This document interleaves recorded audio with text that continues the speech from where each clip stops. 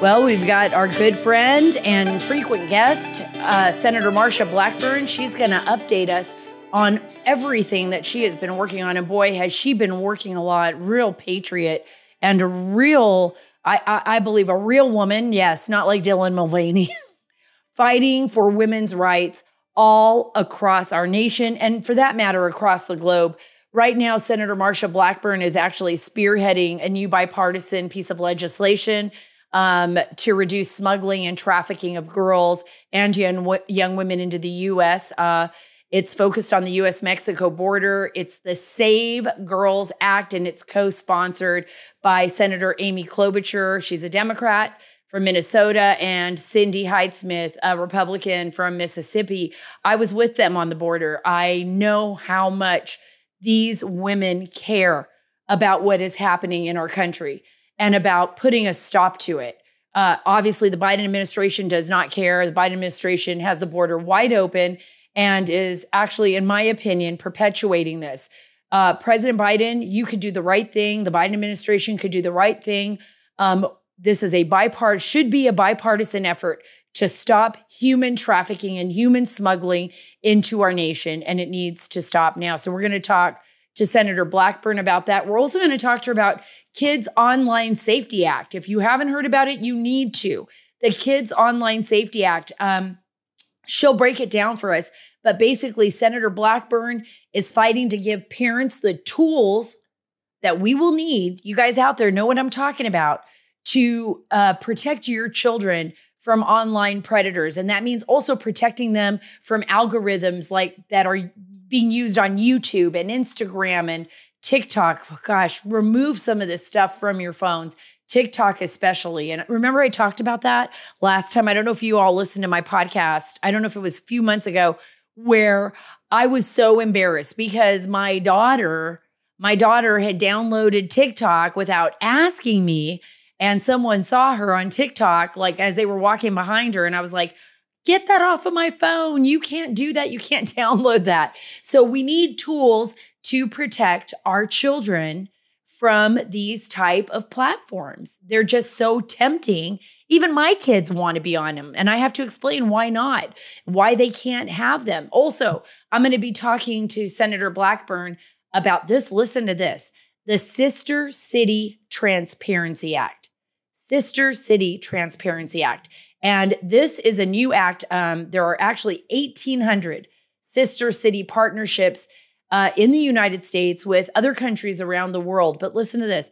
157 of those partnerships are with the Chinese Communist Party in China. You would think this is a joke. This is not a joke.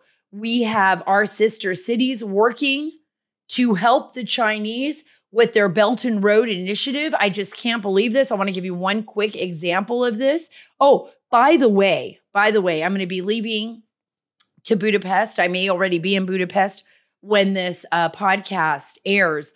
I'll be definitely doing podcasts from Hungary. But what was interesting is that Prague in Czechoslovakia actually refused to commit to the CCP's one China policy. So they don't have a sister city with China.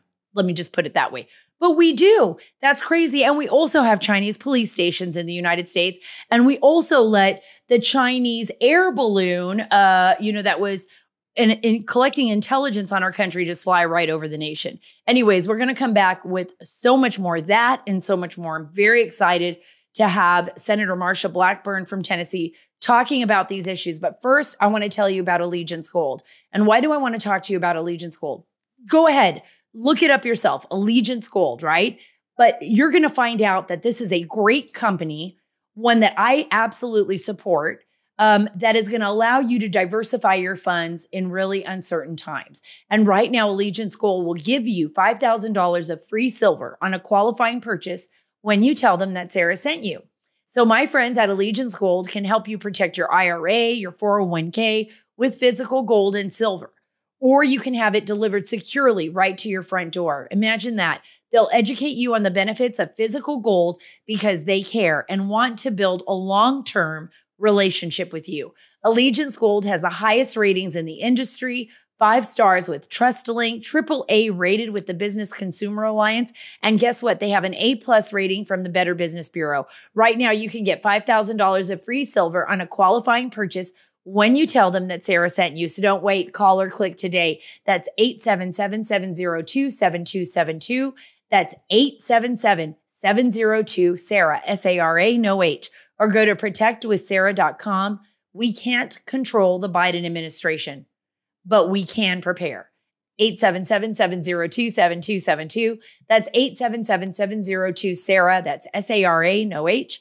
Or protectwithsara.com. I'm so happy to have Senator Marsha Blackburn on the show. She's not only a friend, but she's a true patriot, fighter for the American people. And actually, she has done you've done such enormous work now, helping those that are being trafficked, the victims, and shedding light on that. Thank you so much, Senator Blackburn. Absolutely. You know, one of the things we have to realize is this open southern border has caused a humanitarian crisis. And when you look at the numbers of women and children, nearly 20,000 a year that are being trafficked. And it's the reason I did the Save Girls Act, and Senator Klobuchar has joined me on that. So this is bipartisan, but this puts in place a $50 million grant pool for local law enforcement so that they can put someone specifically on the case, if you will, working to figure out who it is that is trafficking, going after these offenders and locking them up. We also know we have the grants made available not only to local and state law enforcement, but to nonprofits. And Sara, as you know, many times it is the nonprofits that are able to go in and conduct rescues and pull these girls out of these situations where they're being trafficked. And they work just so closely with your local and state law enforcement to make certain that they're rescuing these individuals and then to find the perpetrators, to isolate those perpetrators, to arrest them, and to put them behind bars.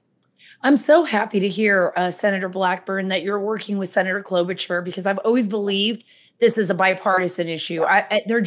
There is no way around it right now.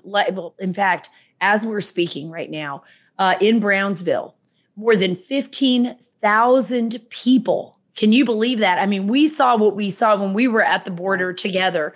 Right now, I've received calls from Lieutenant Chris Olivares with Texas DPS and others. 15,000 people have poured through in just that one area of the border this past week. It is expected to grow exponentially. The Biden administration has refused to admit this. We've seen Alejandro Mayorkas lie about this. What goes through your mind when you see these? I mean, we know what we're seeing. Our eyes are not lying to us. What do you do? And the cartels have turned human trafficking into a $13 billion a year industry. And those are the figures that we have from a couple years ago. And look at what has happened. You know, since Joe Biden took office, they have just let this go. In 2018, it was a $500 million a year industry. And now they're pushing this $13 billion number. Sara, look at this. Look at what they're doing. They're bringing people from 176 different countries to that southern border. Now, in that number, you have criminal illegal aliens. You have people that are known terrorists, over 300 of them. You have people that are traffickers and smugglers. And that is what we know. Those are the ones that they apprehended. But you have that category of the gotaways.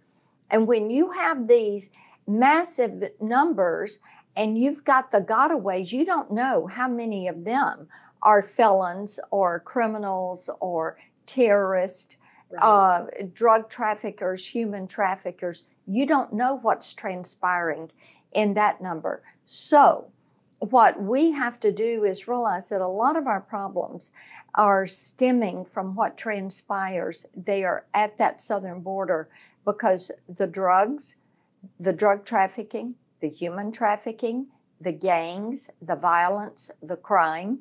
It all comes to our city streets. That's why every town's a border town and every state is a border state, because this administration refuses to secure that southern border. And it is exactly why we have to point out, because I'm grateful that Senator Klobuchar's on there. I want to see more Democrats join you and join her in the fight against this. But we've got to pressure the administration to stop perpetuating this, to stop aiding and abetting in the trafficking of human beings. I don't know if that's setting in, if people at the Biden administration realize that their policies are doing just that. I wanted to talk to you really quickly too about your new bill. I mean, you're just working. You never stop working. I just love it. I think it's just so amazing. But you have a new bill, the Kids Online Safety Act. I think this is so fabulous. Explain to the listeners what it's all about. Yes, the Kids Online Safety Act is bipartisan. Senator Blumenthal and I've worked on this for about 3 years. We actually introduced it last Congress and got it out of committee. And this year, our goal is to get it to the president's desk for signature. This is what it does. It puts that burden of proof on the social media platforms to make certain that they have a duty of care for what they're putting up on their platforms. It makes certain that they have transparency around these algorithmic black boxes that continue to push information to our children. It gives children and parents the tools so that they can turn off some of this tracking and data processing that is in existence. Because, Sarah, what we know is that these platforms, they actually track the child. They figure out what platform they're going from and to. They track how long they are on the platform. They use this data, they crunch it down, they sell it so that advertisements are coming into the child. And then if they're watching a video on eating disorders, or if they're watching a video on some type of drug, it feeds them more of that. What we know is that children are losing their lives by doing some of these TikTok challenges. We know that children are being pulled into eating disorders, that they have higher rates of depression and anxiety. They are attempting suicide. So this just says to these social media platforms, look, you're no longer an infant industry. You're subjecting children to things we would never agree for them to be subjected to in the physical world. So you're going to get your act together and you're going to conduct yourself in a more professional manner. And you're going to make certain that you're not dishing out this filth and destruction to our children. I absolutely think this is brilliant. One of the biggest issues, and my youngest is 10, our youngest is 10 years old. And I see it, with, smartphones, and kids want to go on Instagram. They want to go on YouTube. And in fact, it's weird because I always think of like movies, let's have a movie night and the kids want to go to YouTube or something. But I've eliminated so much of that out of their life.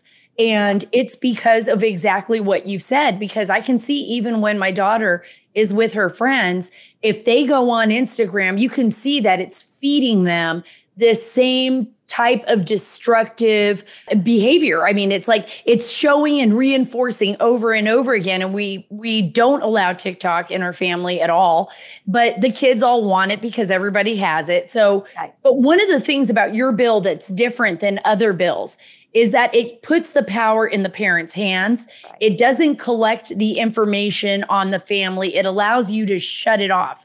Whereas in some other cases, it's a little different, right? I mean, it actually, people are out there saying, well, maybe we should collect more information on people and try to figure more out about what we're doing. That is so true. Our bill does not give the government more of your information. It allows you to tell the platform and the government, you have no right to my information. I, the individual, have that right to privacy. I, the parent, have the right to work with my child. And we can configure this so that there are things that they can and cannot see. And this puts that duty of care, the duty of care, safety by design. That responsibility is put on these social media platforms. Sara, we would never in a million years allow our children to be subjected to pornographic videos or to pornographic shows in the physical space. And they can go online and they can see this because there is not the policing that should be taking place by these platforms. We would never allow our children to be put in a room with pedophiles or pimps or drug dealers or people that are of ill intent. But that's exactly what these social media platforms do. So therefore, it is up to us to look at these platforms and say, no, you cannot do that. And the parents are going to be given the tools that are necessary to shut this off when they do not want their children exposed to this. I think that's just so great, so wonderful, because I'm telling you, I was talking to folks today and people who are looking at what Americans care about most as far as, and I'm talking non-political. How are you going to affect the populace the most? And it's coming down to children and families. If you interfere with my child's life, if you make your place, your platform in my child's bedroom, God help you, because we are going to fight that and we're going to take those tools away, first of all, from our children. We're going to take them away from those people that are targeting children. Thanks for joining me today. If you want more interviews with patriots like Senator Marsha Blackburn, subscribe to my podcast on YouTube and Rumble. Thank you. I know I only got a few more minutes with you, and I want to hit on this because it's so important. Your sister city Transparency Act, I think it's brilliant. And it blows my mind. It blows my mind because beyond the Chinese Communist Party police stations, and I'm looking over here at my other screen here, the United States maintains 1,800 sister city partnerships with countries around the world, and 157 of those are with Chinese communities, Chinese Communist Party. And they use those partnerships to achieve what you call their geostrategic objectives. This is absolutely incredible, Senator, that we're allowing this to happen in the United States, knowing full well what the Chinese Communist Party is doing. That is exactly right. And we began looking at the soft propaganda angle of what China was doing because they continued to say that these strategic partnerships and soft propaganda was a big part of their initiative to be globally dominant by the midpoint of the century. And when you look at the Confucius Institute, Sara, we realized, and then it became apparent, there were lawsuits that were filed against some of the researchers and the so-called professors that had come over in the Confucius Institutes. And then we began to realize, as we looked at the sister cities, that these Chinese cities and the Chinese Communist Party would target different cities where they could establish a sister city partnership, where they could get close to individuals who would then become elected to state and federal offices and would have the ability to influence how people view the Chinese Communist Party. Now, these are supposed to be educational and cultural exchanges, but what we found out was that the CCP was intentionally rewriting their history, their nation's history, and changing some of what had actually happened in their country in order to make China, the Chinese Communist Party, seem more genteel and to make them seem more compassionate and not to reveal or tip the hand toward what they were intentionally doing, which is carrying out a genocide on the Uyghurs, what they've done to the Tibetans, the Mongolians, the Hong Kong freedom fighters, as far as taking away their freedom. And we began to say, oh no, we need to have a GAO study on this and do a deeper dive into what they're doing, why they're choosing the cities that they are choosing, and what their strategic initiative is, and what the outcome is that they're seeking. I'm going to stay on top of that. So we know now that Eric Swalwell was not the only target of the Chinese Communist Party. That's right. And Senator Feinstein. So many people. There are others that they have Right. targeted, but they do it through these sister city cooperations. Right. And just as we found out about the police stations that they're doing. And my question was, okay, you have uncovered the 2 in New York, but you say there are 6 more and you're monitoring these. Why have you not shut them down? Go shut them down. Did you ever get an answer? Deport these people. Right. Did you ever get an answer? That's like if we set up shop in Beijing, you think the Chinese Communist Party would be okay if we decided to set up a police station in Beijing? I don't think so. I think they would throw us out. They would probably put us in prison. Is probably what would happen. You know, Chinese nationals are now their number of crossings at the southern border illegally entering the country has increased by 900% this year. Do you think China would allow people to just walk on in the country, give them a plane ticket to wherever they want to go? If you had Americans walking across the border in China, the answer is absolutely not. Not at all. You are 100% right. And you know what? I think the Chinese are watching us and our policies and saying, wow, they're creating their own demise. We're just taking advantage of it. I am so grateful, Senator, that you're in Washington, D.C. fighting for us. There are only a few people that I can think of that actually do that job and do it well, and that you're on target. I'm going to be following the CCP story with you as you do it, as well as all of your other bills out there and your policies. I think they're brilliant.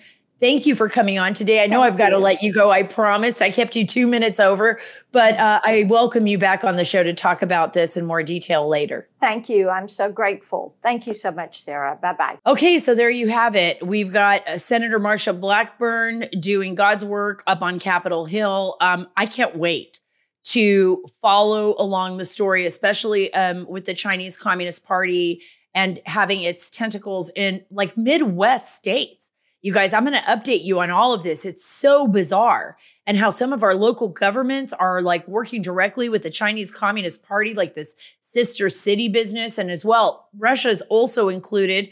They're also working with some of our sister cities, apparently. We're going to look into this. We're going to look into this. We're going to expose it. That's what we do here at the Sarah Carter Show. And then guess what? Then we're going to give you the tools to fight it. So follow me on Truth at Sarah Carter Official, on Twitter at Sarah Carter DC, and on Instagram at SCarterDC. God bless you. God bless our great nation. God bless all of those people out there who are fighting communism and who are the victims of human trafficking, as we talked about on this show. God help us. You know, our future is grim if we don't fight this. Folks, so remember, it's up to me and you to do all of that. God has given us the tools to fight the good fight. And guess what? God bless the great state of Texas.